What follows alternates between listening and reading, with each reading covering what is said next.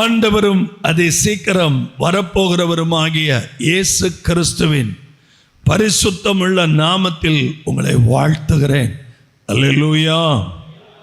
கடந்த வாரத்தில் ஆவியானவர் வார்த்தைகளை குறித்து நாம் எவ்வளவு நிதானமாய் இருக்க வேண்டும் என்று தெளிவாய் நமக்கு போதித்தார்.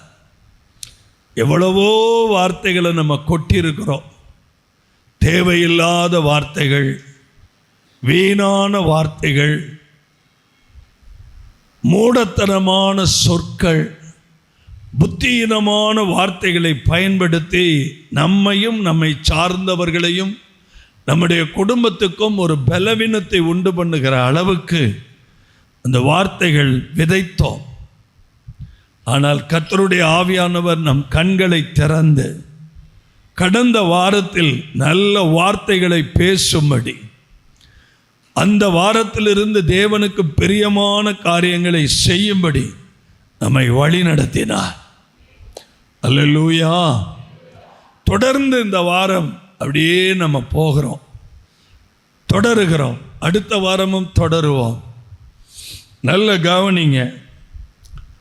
அருள்நாதர் இயேசு பரலோகத்துக்கு போறதற்கு முன்பாக கடைசியா சொன்ன வார்த்தை, உலகத்தில் உங்களுக்கு உபத்திரவம் உண்டு, ஆகிலும் நீங்கள் திடன் கொள்ளுங்கள், நான் இந்த உலகத்தை, யோவான் சுவிசேஷம் எடுத்து கரெக்டா வசனம் சொல்லுங்க பார்க்கலாம். யோவான் சுவிசேஷம் chapter 16 verse 32. John chapter 16 என்னிடத்தில் உங்களுக்கு சமாதானம் உண்டாயிருக்கும் பொருட்டு, என்னிடத்தில் உங்களுக்கு சமாதானம். நல்ல கவனிங்க. யாரிடத்துல தான் சமாதானம்? இயேசு கிறிஸ்துவினிடத்தில் மட்டும்தான் சமாதானம். இதை ரொம்ப தெளிவா ஆண்டவர் சொன்னார். என்னிடத்தில் உங்களுக்கு சமாதானம் உண்டாயிருக்கும் பொருட்டு இவைகளை உங்களுக்கு சொன்னேன். உலகத்தில் உங்களுக்கு உபத்திரவம் உண்டு. உலகத்தில் சாகிற வரைக்கும் அந்த உலகத்துல நமக்கு என்ன உண்டு? ஜாலியா இருப்பீங்கன்னு சொல்லல, மகிழ்ந்திருங்கள்னு சொன்னார். ஆனாலும் உபத்திரவம் உண்டு, ஆனாலும் திடன் கொள்ளுங்கள், நான் இந்த உலகத்தை என்ன செய்தேன்? உங்களை என்னை ஜெயிச்சுட்டு வர சொல்றார். ஹல்லேலூயா. இந்த உலகத்தை என்ன செய்யணுங்கிறார்? இந்த உலகத்தை ஜெயிக்கிறதுக்கு தினந்தோறும் இந்த உலகத்தில் பற்பல பிரச்சனைகள், அது தனி மனித வாழ்க்கையானாலும் சரி, அல்லது பொதுவான வாழ்க்கையானாலும் சரி, நிறைய பிரச்சனைகள், பல விதங்களில் பற்பல காரியங்கள், எதிர்பாராத நேரத்தில் நிறைய தேவையில்லாத விளைவுகள் அனுதினமும் நம்ம சந்திக்கிறோம். இங்க உட்கார்ந்துருக்கிற யாரும் வாழ்க்கையில் எந்த பிரச்சனையுமே இல்லைன்னு சொல்ல முடியாது. எல்லாருடைய வாழ்க்கையிலும் மேடு இருக்குது, பள்ளங்கள் இருக்கிறது, பாடுகள் இருக்கிறது, மகிழ்ச்சி இருக்கிறது, எல்லாம் மாறி மாறி மாறி மாறி இதெல்லாம் ஒட்டுமொத்தமாக நுட்பமாக ரொம்ப மைனூட்டாக இந்த பிரச்சனைகளை எல்லாம் ஊடுருவி பார்த்தா, இந்த பிரச்சனைகளுக்கெல்லாம் மூல காரணமாக இருக்கிறது பேச்சு. இந்த பிரச்சனைகளுக்கெல்லாம் மூல காரணமாக இருக்கிறது என்ன? பேச்சு, வார்த்தை, வாயிலிருந்து புறப்படுகிற வார்த்தை. அல்லேலூயா. ஆண்டவர் நமக்கு ஐம்புலன்களை கொடுத்திருக்கிறார். கண், காது, மூக்கு, வாய். நல்ல கவனிங்க. மெய். ஐம்புலன்களை கர்த்தர் நமக்கு கொடுத்திருக்கிறார். 2 கண்களை கொடுத்திருக்கிறார். அல்லேலூயா. ஆமென் சொல்லுங்க. 2 காதுகளை கொடுத்திருக்கிறார். மூக்கை கொடுத்திருக்கிறார். நமக்கு நல்லா தெரியும், எல்லாருக்கும் தெரியும், இந்த காது கேட்கிற விஷயத்தை மாத்திரம் கேட்கும்படி இந்த 2 காதுகளும் ஒரு வேலையை செய்யுது.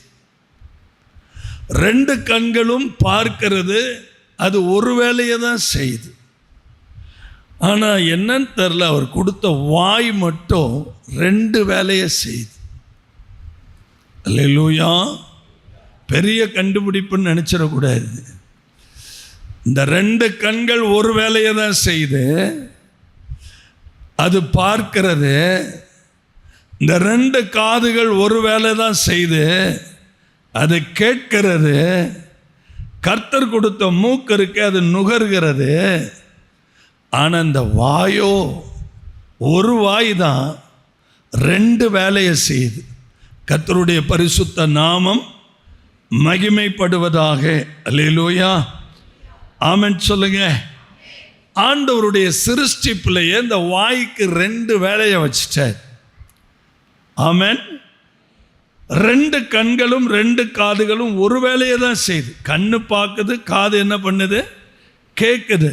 ஆனால் இந்த வாய் கர்த்தர் உண்பதற்காகவும் வைத்திருக்கிறார், சாப்பிட்றதுக்கும் வச்சிருக்கிறார், வேற எதுக்கும் வச்சிருக்கிறார், பேசுகிறதற்கும் வச்சிருக்கிறார்.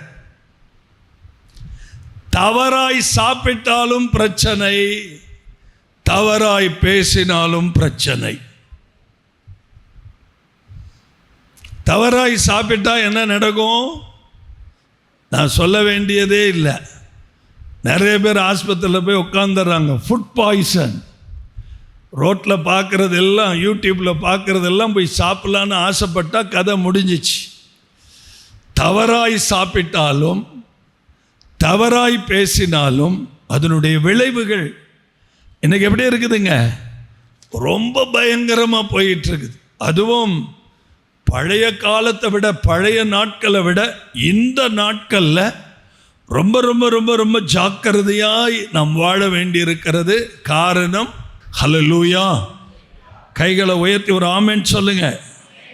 ஆண்டவருடைய சிருஷ்டிப்பிலேயே குழந்தை பிறந்து 2 வயதிலே நம்ம பேச ஆரம்பிச்சிட்டோம். பக்கத்தில் கை கொடுத்து சொல்லுங்க, எத்தனை வயசில் பேச ஆரம்பித்தோம்?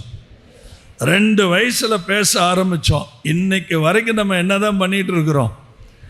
இன்னைக்கு வரைக்கும் நம்ம நல்லா என்ன பண்ணுறோம்? ஆண்டவரே, எங்களுக்கு இந்த பேசுகிற வாயை கொடுத்ததற்காக ஒரு ஸ்தோத்திரம்னு சொல்லுங்க பார்க்கலாம். அல்லேலூயா. இதில் என்ன ரொம்ப முக்கியமான ஒரு காரியம்னா, இன்னும் அநேகருக்கு பேச தெரியலை. இன்னும் ஒரு படி கூடுதலாக சொன்னால் சுருக்குன்னு இருக்கும், ஆனால் பொறுத்துக்கணும். சாகிற வரைக்கும் கூட சில ஆட்களுடைய வாயின் வார்த்தைகள் என்ன செய்யலை, மாறவே இல்லை. நான் பார்க்குறேன்ல, நான் பார்க்குறத தான் பேசுகிறேன், பக்கத்தில் இருக்கிறத தான் பேசுகிறேன். எவ்வளவு வயசானாலும் வார்த்தைகள் என்ன செய்யலை, மாறலை. நாம் வாழ்கிற சமுதாயத்தில் என்ன பேசுகிறோம், இவ்வளோ வயசாயிருச்சு, ஆனால் இந்த மனுஷனுடைய வாயை பற்றியா சொல்கிறோமா? இவ்வளோ வயசாயிருச்சு, அந்த வயசுக்கு தகுந்த என்ன இல்லை, முதிர்ச்சி இல்லை, அந்த வயசுக்கு தகுந்த வார்த்தை இல்லை, அந்த வயதுக்கு தகுந்த செயல்பாடுகள் இல்லைன்னு சொல்லி எவ்வளோ வருத்தப்படுறோம். அல்லேலூயா. ஏன் அவ்வளோ வருத்தப்படுறோம்? ஏன் அவ்வளோ வேதனைப்படுறோம்? பிரியமானவர்களே, நம்ம பேசி பேசி மாட்டிக்கிறத விட பேசாமல் இருக்கிறது ரொம்ப நல்லது. அல்லேலூயா. பேசாமல் இருந்தால் மூடனுக்கு கூட என்ன பேர் வச்சுட்டான் சாலமோன், ஞானியாக இருப்பான். வல்லு வல்லு வல்லு வல்லு வல்லுன்னு ஒருத்தன் குலைச்சிக்கிட்டே இருக்கிறான், அதை ஒருத்தன் அமைதியாகவே கேட்டுக்கிட்டு இருக்கிறான்னா இதில் யார் ஜெயிச்சவன் நீங்கள் நினைக்கிறீங்க? அருமையாக சொல்லிட்டீங்க. இந்த குலைச்சவனுக்கு இருதயமே வலிக்கும். இவ்வளவு பேசியுமே அவன் காதில் போய் அது என்ன இல்லை, சில ஜென்மங்களுக்கு எதுவுமே ஏறாது. அதனால தான் கர்த்தரே சொன்னார், காதுள்ளவன் என்ன செய்யட்டும். இங்கே கொஞ்சம் கடினமான பிரசங்கம். இது உங்களுக்காக நான் ப்ரிப்பேர் பண்ணல, இது எனக்காக ப்ரிப்பேர் பண்ணேன். எனக்காக ப்ரிப்பேர் பண்ணதை உங்களுக்காக நான் பேசுகிறேன்.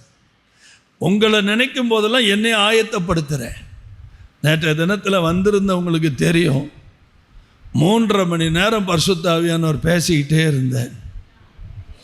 ஹல்லேலூயா, சந்தோஷமா அல்லேலூயா சொல்வோம். நம்ம பேசுனதெல்லாம் கொஞ்சம் இப்போ நினச்சி பாருங்க, என்னென்னலாம் பேசணும் அப்படின்னு இப்போ நினச்சி பார்த்தா அதை மனசுலே வச்சுருக்கிறவங்க உங்கள்கிட்ட சொல்லுவாங்க, இப்படிலாம் நீங்கள் என்னை பேசுனீங்கன்னு. நம்ம சொல்லுவோம், இப்படியா நான் பேசுனேன்? எப்படிங்க இப்படியா? ஐயோ, நான் இப்படி பேசியிருக்க வாய்ப்பே. இப்போ அதனால தான் என்னமோ தெரில, நிறைய பேர் இப்போ செல்ஃபோனில் ரெக்கார்டிங்கை 24 மணி நேரமும் போட்டு வச்சுருக்கிறாங்க. யார் என்ன பேசுனாலும் என்ன செய்கிறதில்ல. ஃபோனில் பேசும்போதெல்லாம் கவனமாக பேசுங்க, யார் சத்துருன்னே உங்களுக்கு தெரியாது.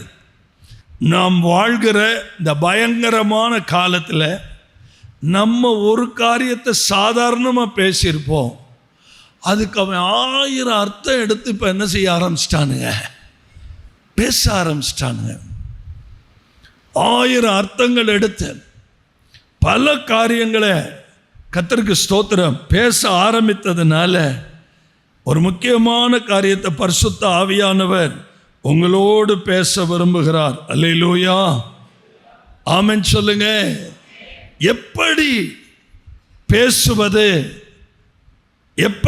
பேசுவது என்பதை தெரிந்து கொள்வதை விட எப்படி பேசக்கூடாது என்பதை தெரிந்து கொள்ளணும். Price the Lord. ஏசாமி வாயிலேயே வார்த்தையை பிடுங்கிறதுக்கு ஆயத்தமாக இருந்தாங்க. நான்லாம் வார்த்தைகளில் ரொம்ப தோற்று போனவன், வார்த்தைகளாலே நான் நிறைய மாட்டிக்கிட்டவன், வார்த்தைகளாலே என் உணர்வுகளை கொட்டி தீர்த்தவன். காரணம், நான் கர்த்தரால் வளர்க்கப்பட்டேன். நான் போய் பைபிள் காலேஜில் எல்லாம் படிக்கலை. நான் உலக பாடுகளை அனுபவித்து வாழ்க்கையில் கஷ்டங்களை, தரித்திரங்களை, அவமானங்களை, நிந்தைகளை இதெல்லாம் தூக்கி சுமந்து ஒரு நல்ல தாய் தகப்பனுக்கு கீழே வளர்ந்ததுனால என் வீடு மாதிரியே சபையை நடத்த ஆரம்பிச்சிட்டேன். வசனமும் அப்படித்தானே சொல்லுது, ஒருவன் தன் வீட்டை, சொந்த குடும்பத்தை நடத்த தெரியாவிட்டால் சபையை எப்படி நடத்துவான்னு தானே கேட்குறாரு. ஏதோ கிருபையா 36 வருஷம் கடந்துட்டேன். அல்லேலூயா, சத்தம் போட்டு ஒரு அல்லேலூயா சொல்லுங்க பார்க்கலாம். ஆமென். அதனால தான் ஞானி என்ன சொல்கிறாருன்னா, நீதிமொழிகளின் புஸ்தகத்தில் 10ஆம் அதிகாரம் 19ஆம் வசனத்தில் சத்தமாக படிக்கலாம். சொற்களின் மிகுதியில் பாவம் இல்லாமற் போகாது, உன் உதடுகளை அடக்குகிறவனோ புத்திமான். எல்லாரும் படிச்சீங்கன்னா ஆண்டவர் சந்தோஷப்படுவார். சொற்களின் மிகுதியில் தன் உதடுகளை, நமக்கு குஷி வந்துட்டா, சந்தோஷம் வந்துட்டா பேச்ச என்ன பண்ண மாட்டோம், நிப்பாட்டவே மாட்டோம்.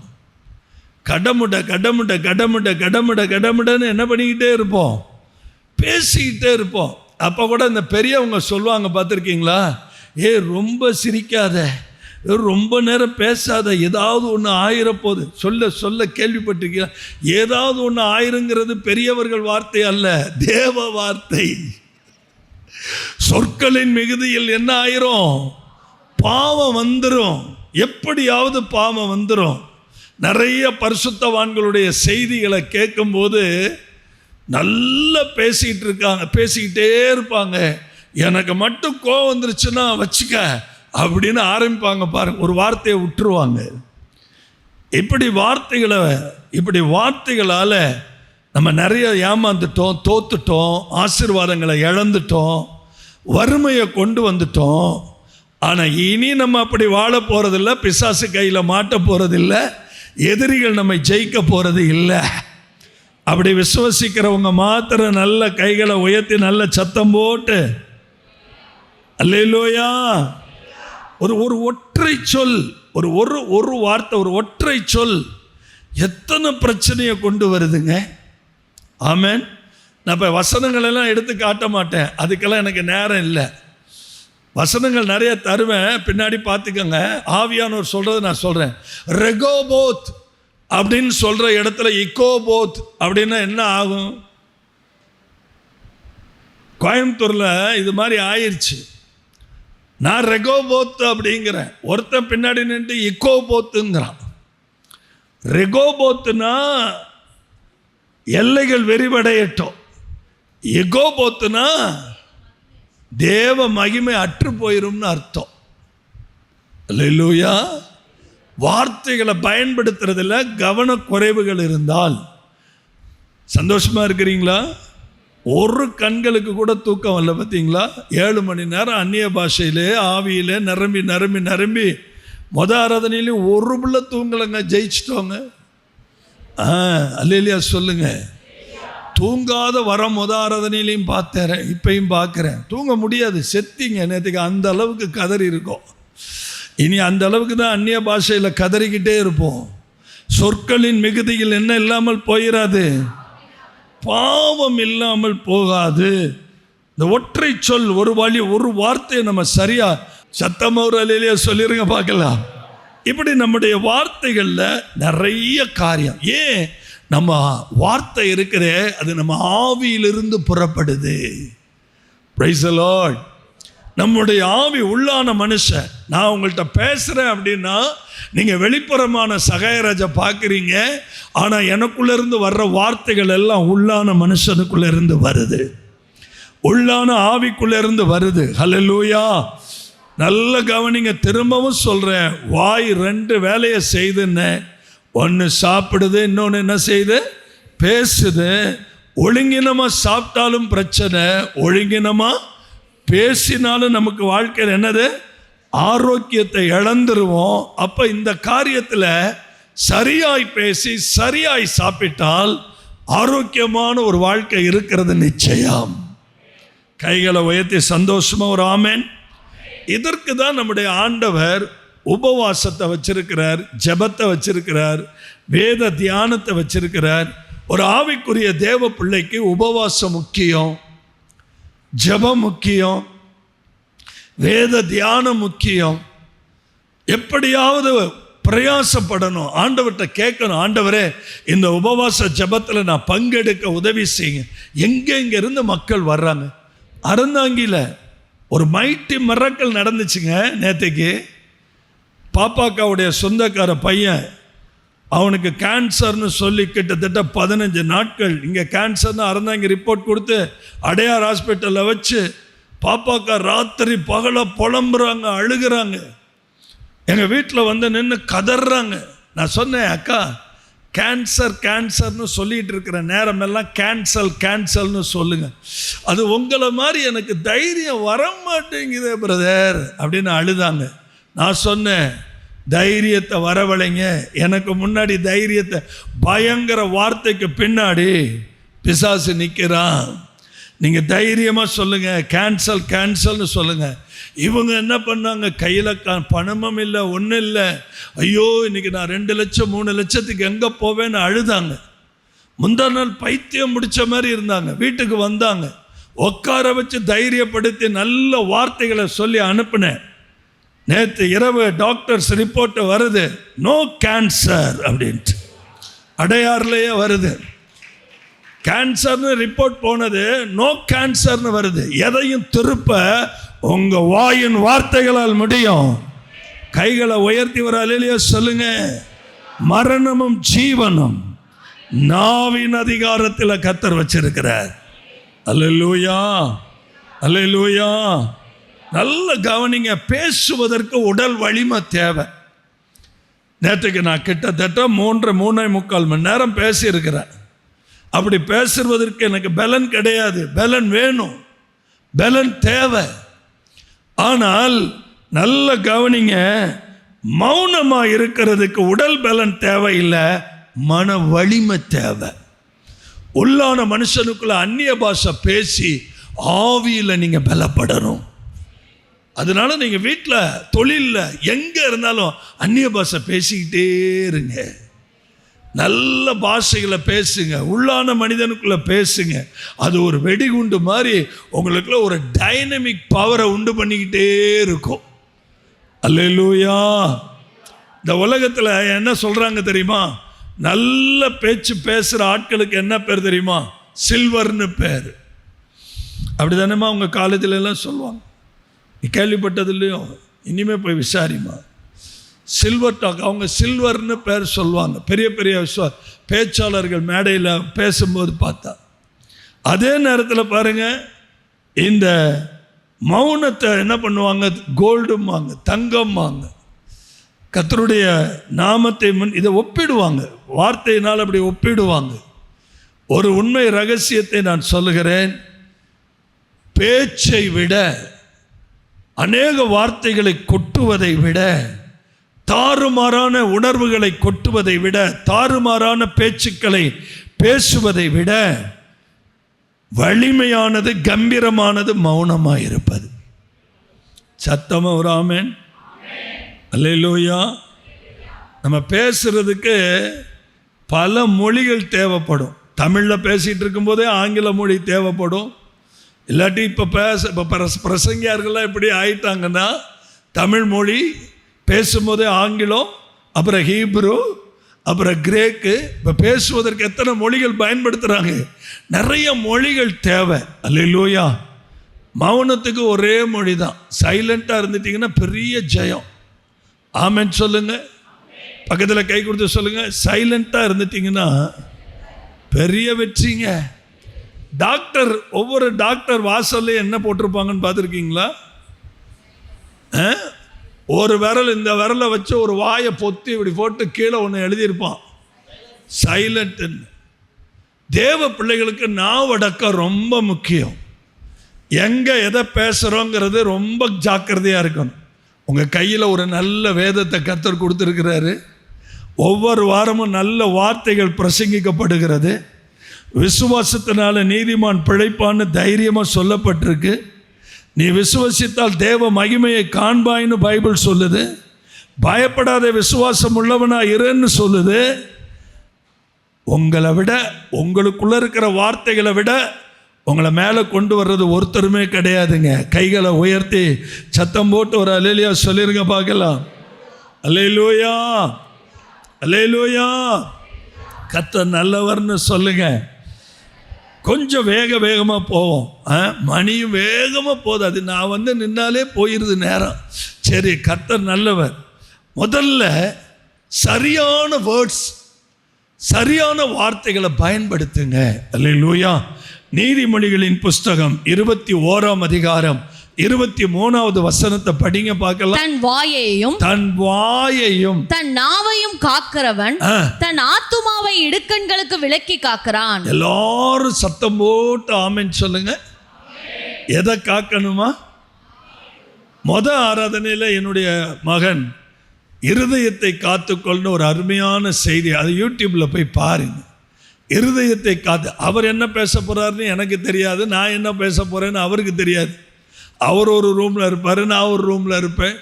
தன் வாயையும் தன் நாவையும் காக்கிறவன் தன் ஆத்துமாவை இடுக்கண்களுக்கு விலக்கி காக்கிறான். நமக்கு வரக்கூடிய நிறைய இடுக்கன்னா நிறைய பிரச்சனை. இதுக்கெல்லாம் காரணம் என்னதான் சொல்லுது பைபிள்? வாய் தாங்க. இந்த வாய் தான் நமக்கு வர வேண்டிய நிறைய ஆசீர்வாதங்களை என்ன பண்ணிருச்சு? அம்மா, நமக்கு வர வேண்டிய ஆசீர்வாதங்களை எது கெடுத்துருச்சு? இந்த வாய் தான் கெடுத்துருச்சு. ஸோ சரியான வார்த்தைகளை பேசி பழகணும். எனக்காக பக்கத்தில் கை கொடுத்து சொல்லுங்க, என்ன மாதிரி வார்த்தைகளை பயன்படுத்தணும்? தன் வாயையும் தன் நாவையும் காக்கிறவன். ஏங்க, நமக்கு கர்த்தர் ஒரு ஆத்துமாவை கொடுத்துருக்கிறாருங்க.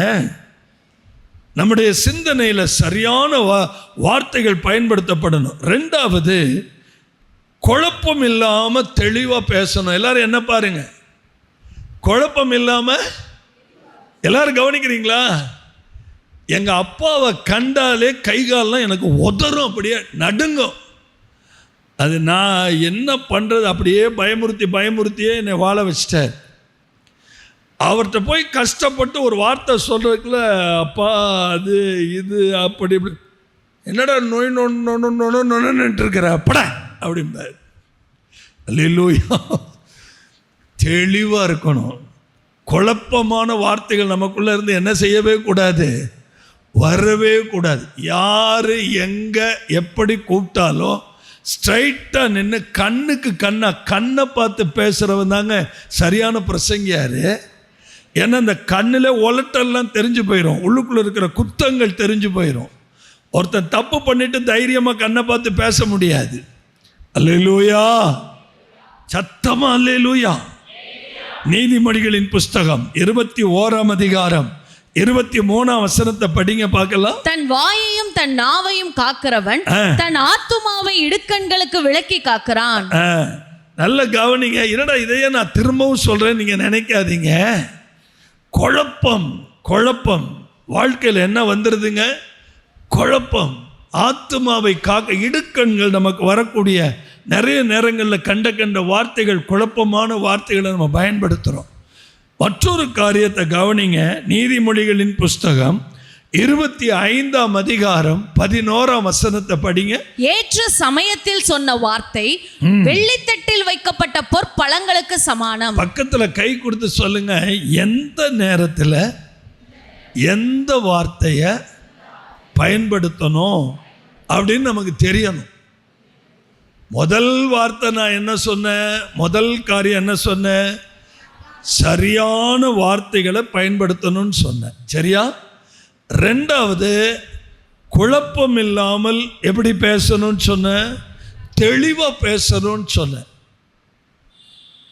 ஒருத்தர் ஃபோன் பேசிக்கிட்டே இருக்கிறாருங்க, நான் தற்செயலாக வர்றேங்க, ஃபோனில் அவன் உளர்றாரு, அப்புறம் அங்கிட்டு போகிறாரு, அப்புறம் அங்கிட்டு வர்றாரு, எதை தப்பு பண்ணுறாருன்னு அர்த்தம். ஏங்க யார்கிட்ட பேசினாலும் யார் வந்தாலும் தைரியமாக நின்று பேச வேண்டியதானே? அல்லேலூயா.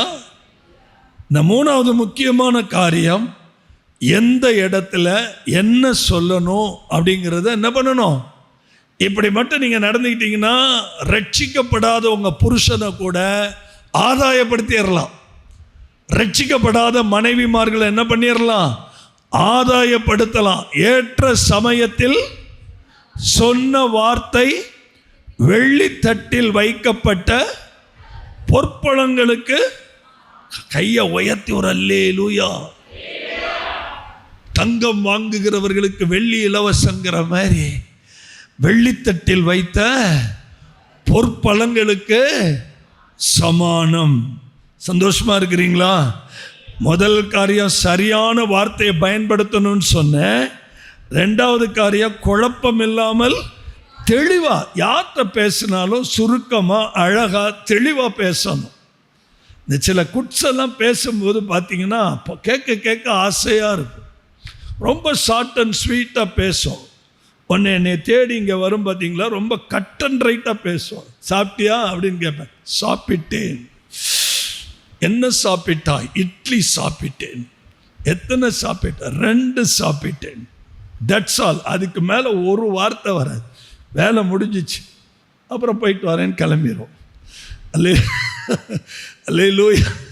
ஏற்ற சமயத்தில் சொன்ன வார்த்தை சரியான ஒரு ஆத்துமாவை ரட்சிக்கிறது. அதுதாங்க ஒரு ஆத்துமாவை மனம் திரும்புதலுக்கு நேராக. ஒருத்தன் துயரத்தில் இருக்கிறான், அவனுக்கு என்ன வார்த்தை சொல்லணும் நமக்கு தெரியணும். ஒருத்தன் ஆறுதல் இல்லாமல் இருக்கிறான், அந்த இடத்துல போய் நம்ம என்ன சொல்லணும் நமக்கு தெரியணும்.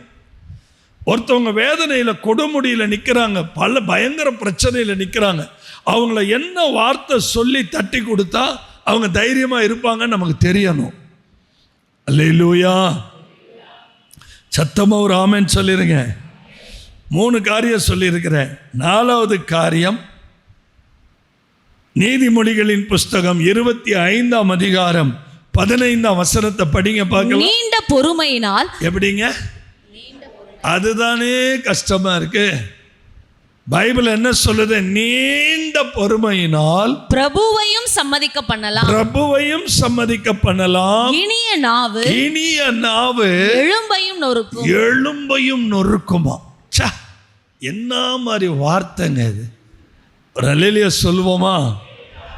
அல்லேலூயா. நான் என்ன சொல்றேன்? இனிமையான வார்த்தைகளை பேசுங்க. எப்படிங்க? கரும்பு சாப்பிட்ட மாதிரி பேசுங்க.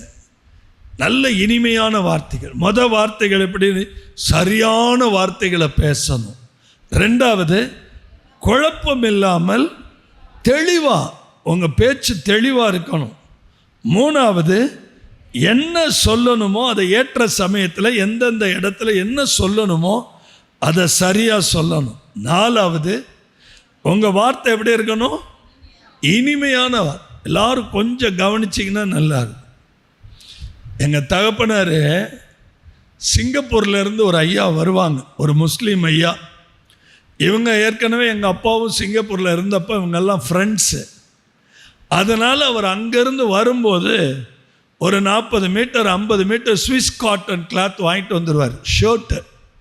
எங்கள் அப்பா அந்த ஷர்ட் தான் போடுவார். ரொம்ப ஆர்டினரியாக இருக்கும். வெயிலுக்கும் மழைக்கும் குளிருக்கும் அந்த ஷர்ட்டு நல்லா இருக்கும்ன்ட்டு அவர்கிட்ட போய் வாங்கிட்டு வான்னு சொல்வார். அவரை போய் பார்த்தா அவ்வளோ அன்பாக பேசுவார். ஒரு முஸ்லீம் தான் அவர், ரொம்ப அன்பாக பேசுவார். அவர் சொல்வார், இந்த தடவை நான் பிரயாணத்தில் வரும்போது அதை கொண்டு வர முடியல, இதை விட பெஸ்ட்டாக ஒன்று கொண்டு வந்திருக்கேன் அப்படிம்பார். அந்த இனிமையான வார்த்தை நம்மளை ரொம்ப கவர்ந்துரும் பாருங்க. அப்பா, நம்ம அப்பா சொன்னதை விட பெஸ்ட்டாக தானே கொண்டு வா. எனக்கு என்ன பக்குன்னு ஹார்ட் அடிக்கும்னா, வாங்கிட்டு போய் அவர்கிட்ட போய் யாரா முத்து வாங்கிறது? நான் சொன்னதை தானே நீ செய்யணும். ஏன்னா எங்கள் அப்பா அப்படிப்பட்டவர். சொன்னதை தானே செய்யணும், சொல்லாததை எதுக்கு நீ? அதை போய் அறிவு இருக்கா அப்படின்னு கேட்டுருவார். இப்போ செல்ஃபோன் இருக்குது, டக்குன்னு அடித்து கேட்கலாம். அப்போ அதெல்லாம் கிடையாது. திருப்பி அங்கேருந்து வதக்குன்னு சைக்கிள் அழுத்தி எந்த நேரத்தில் என்ன சொல்வார்னே தெரியாது. அப்போ நான் எங்கள் அப்பா கிட்ட சொன்னேன். அவர் கெஞ்சுறாரு, நீங்கள் கொண்டு போங்க. எங்கள் அப்பா மூணான்னு தான் சொல்லுவார். மூணாவுக்கு அது ரொம்ப பிடிக்கும், கொண்டு போங்க. ஷார்ட் வேர்டில் சொல்லுவார், கொண்டு போய் கொடுங்க அப்படிம்பார். இல்லையா தொலைச்சி விடுவாரியா அப்படிம்பேன். அப்போ அங்கேருந்து வதக்குன்னு சைக்கிள் அழுத்திட்டு வந்து, அப்பா அந்த கிளாத் இந்த தடவை கொண்டு வரலையா, ஆனால் அதை விட சூப்பரான ஒரு கிளாத் இருக்குன்னு சொன்னார். ஏன்டா அதை வாங்கிட்டு வந்திருக்கலாம் மேடம், என்னன்னு பார்த்து. அதான் நான் சொல்கிறேன், எந்த நேரத்தில் என்ன வார்த்தையை பயன்படுத்துவார்னு. ஆமாம், எங்கள் அம்மாவை சமாளிக்கிறதுக்கே நான் ரொம்ப காலம் எடுத்துச்சு.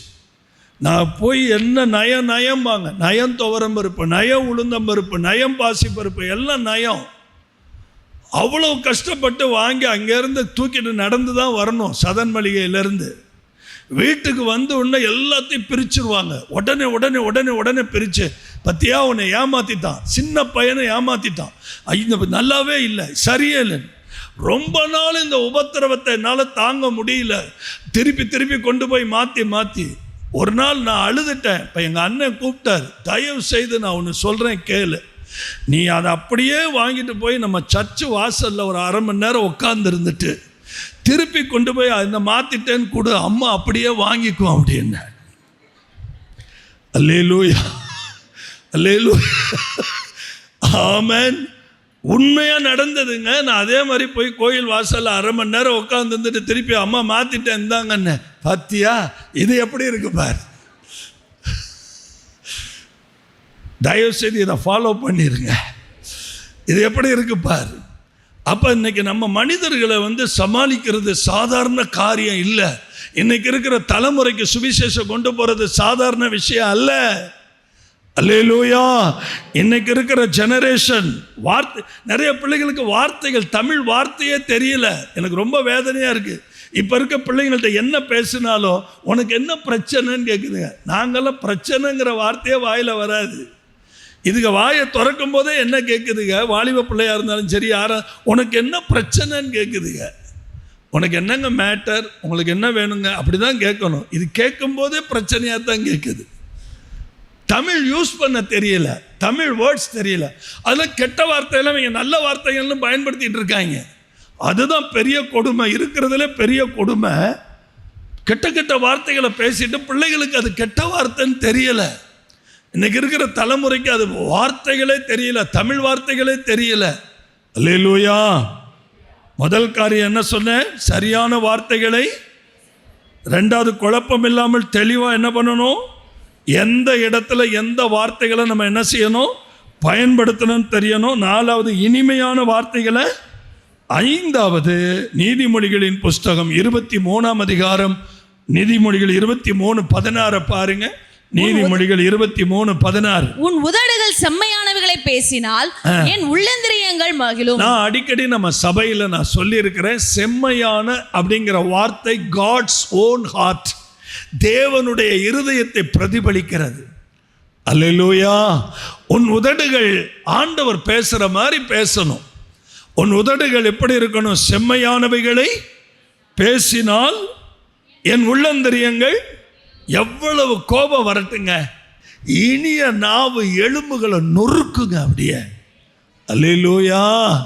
சத்தம் போட்டு ஒரு அல்லேலூயா சொல்லுங்க. பக்கத்துல கை கொடுத்து சொல்லுங்க, இனிய நாவு.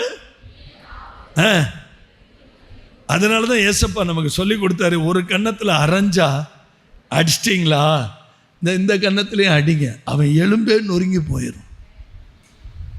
ஹல்லேலூயா. ஆமென். செம்மையானவர்களுக்கு துதி. செம்மையான அந்த இருதயம் நமக்கு இருந்தால் தான் அந்த பேச்சு வரும். Price the Lord. நான் கொஞ்சம் வேகமாக போக ஆசைப்படுறேன். நீதிமொழிகள் 16ஆம் அதிகாரம் 21ஆம் வசனம். நீதிமொழிகள் 16:21. இருதயத்தில் ஞானம் உள்ளவன் விவேகி என்னப்படுவான். இப்போ யாராவது உங்களை பார்த்து விவேகி அல்லது விவேகம் அப்படின்னா என்ன, what is the meaning of விவேகம் அப்படி கேட்டால் என்ன சொல்லணும்? இருதயத்தில் ஞானம் உள்ளவர்களுக்கு பேர் தான் விவேகி, விவேகம்.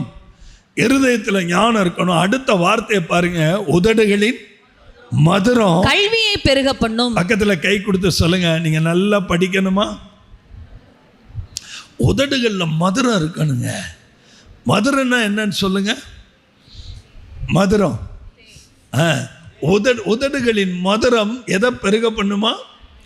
நான்லாம் எனக்கு நல்ல ஞாபகம் இருக்குது, படிப்புனா சின்ன பிள்ளையில் ஆசாசையாக படிப்பேன். அப்படியே லெசனாக மனப்பாடம் பண்ணுவேன். ப்ரோஸ் எல்லாம் மனப்பாடம் பண்ணுவேன்.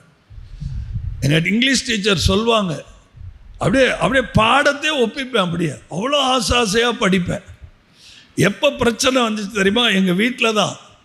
சென்ட் ஜோசப்ஸ்லாம் 9th ஸ்டாண்டர்ட் படிக்க ஆரம்பித்து வாயில் தமிழ் வார்த்தையே வராது, ஆங்கில வார்த்தைகளாக பேசினேன். எங்கள் அப்பா ஒரு நாள் இங்கே வந்து ஏதாவது கிக்கிரி புக்கிரின்னு பேசிகிட்டு இருந்த, நடக்கிறது வேறன்னாரு. அதோட ஆஃப் ஆயிடுச்சு வண்டி. சத்தமாக ஒரு ஆமேன், சத்தமாக ஒரு அல்லேலூயா சொல்லுங்க பார்க்கலாம். அருமையானவர்களே, இருதயத்தில் ஞானம் உள்ளவனுக்கு பேர் என்னங்க? உதடுகளின் மதுரம் கல்வியை பெருகப்பன். நம்ம பிள்ளைங்க அந்த உதடுகளின் படிக்கிற இடத்துல நான் பார்த்துருக்கிற எவ்வளவு பொறுமையாக அது அருமையாக சொல்லி கொடுக்குறாங்களோ அந்த கல்வி பெருகும். Praise the Lord. ஹல்லேலூயா. சமீபத்தில் என் மகன் ஒரு அருமையான ஒரு மகள்கிட்ட டீச்சர்கிட்ட போய் சொன்னான், எங்கள் கிளாஸ் டீச்சர் ஒரு வாரம் எடுத்து நடத்துகிறத அழகாக 1 மணி நேரத்தில் அழகழகாக சொல்லி கொடுத்துட்டாங்க. அதான் மதுரம், உதடுகளின் மதுரம். சில பேருக்கு அந்த கிருபையை கர்த்தர் வச்சிருக்கிறார். சில பேர் பாடம் நடத்தும் போது நமக்கு ஆசாசையாக இருக்கும், பார்த்தீங்களா, கேட்டுக்கிட்டே இருக்கலான்னு இருக்கும். மேக்ஸ் வாத்தியார் வந்தால் தான் டென்ஷன் ஆயிடுவோம். ஆனால் ஹிஸ்ட்ரி ஜாகிரஃபி வாத்தியார் வந்துட்டாருன்னா, அதை விட தமிழ் வாத்தியார் ஏகாம்பரம் வந்துட்டா ரொம்ப ஜாலியாக போயிடும். அல்லேலூயா. ஆமென். ஆனால் ஏன் மேக்ஸ் வாத்தியார் பார்த்தாலே பயமாக இருக்குன்னா, எல்லாம் கோபக்காரராக இருப்பாங்க. ஆனால் அதே மேக்ஸ் வாத்தியார் உதடுகளின் மதுரத்தோடு வந்து ஒரு கடினமான டேலியை கூட ஈஸியாக அப்படி மதுரமாக சொல்லி கொடுத்தாருன்னு வைங்க. Price the Lord. நான் ஆரம்பத்தில் பயங்கரமாக பைபிள் படிப்பேன். எல்லா பைபிளையும் எடுத்து போட்டு ஒரே நேரத்தில் 10 பைபிள், இங்கே அந்த பைபிள், இந்த பைபிள், இந்த பைபிள், அந்த பைபிள். கர்த்தர் சொன்னார், இதெல்லாம் பருப்பு வேகாதரா தம்பி, சாதாரண நெப்பியாப்பட்டி செட்டியாப்பட்டி மக்களுக்கு புரிகிற மாதிரி பேசினா தான் நீ உருப்பிடுவ அப்படின்னாரு. சத்தம் வரலையே, சத்தமாக ஒரு அல்லேலூயா சொல்லு, இன்னும் சத்தமாக ஒரு ஆமென் சொல்லுங்க. ஓன் டாக்கெல்லாம் உருப்படாது.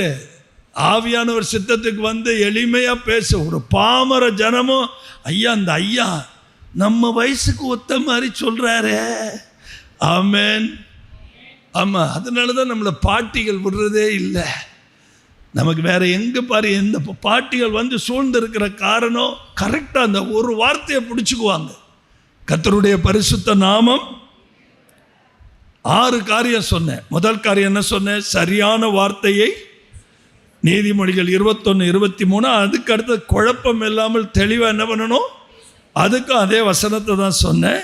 என்ன சொல்ல வேண்டுமோ, எதை சொல்லணுமோ, எங்கே சொல்லணுமோ, எப்படி சொல்லணுமோ அதை கரெக்டாக சொல்லணும்னு சொல்லி நீதிமொழிகள் 25:11 சொன்னேன்.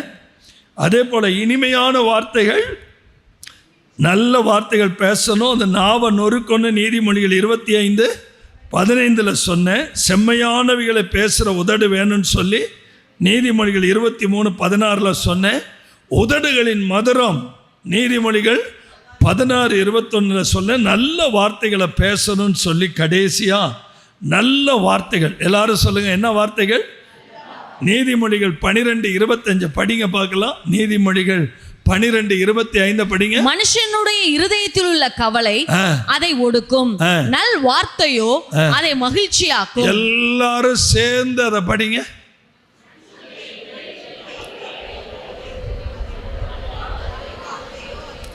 எனக்காக இன்னொரு முறை சத்தமா படிங்க.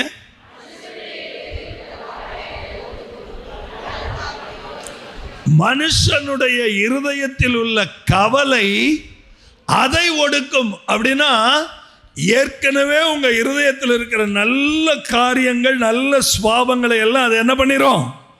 ஒடுக்கிறோம்.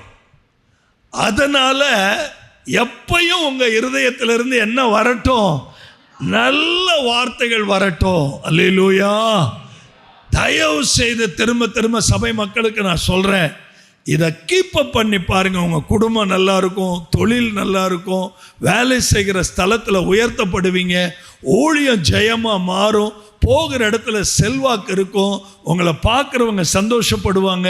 இந்த நல்ல மனுஷன், நான் கர்த்தருக்கு மகிமையாக நான் சொல்கிறேன், கடத்தெருவில் எந்த கடைக்கு ஏறினாலும் சொல்லுவாங்க, சார் வந்துட்டாங்க, இவங்க குடும்பமே சாஃப்டியா, இவங்க குடும்பத்தில் அண்ணன் தம்பி எல்லாருமே அமைதியா அப்படிம்பாங்க. அல்லேலூயா. மனுஷனுடைய இருதயத்தில் உள்ள கவலை என்ன பண்ணும்? ஒடுக்கும். நம்ம ஒடுக்க விடக்கூடாது, ஒடுங்கி போயிடக்கூடாது. எப்பயும் நல்ல வார்த்தைகளை பேசி, சாப்பிட்றதுக்கு சோறு இல்லைன்னா கூட வார்த்தைகள், மனுஷன் அப்பத்தினால் மாத்திரமல்ல, தேவனுடைய வாயிலிருந்து புறப்படுகிற ஒவ்வொரு வார்த்தையினாலும் நல்ல வார்த்தையை சொல்லுங்க. இருதயம் சந்தோஷமா இருக்கு.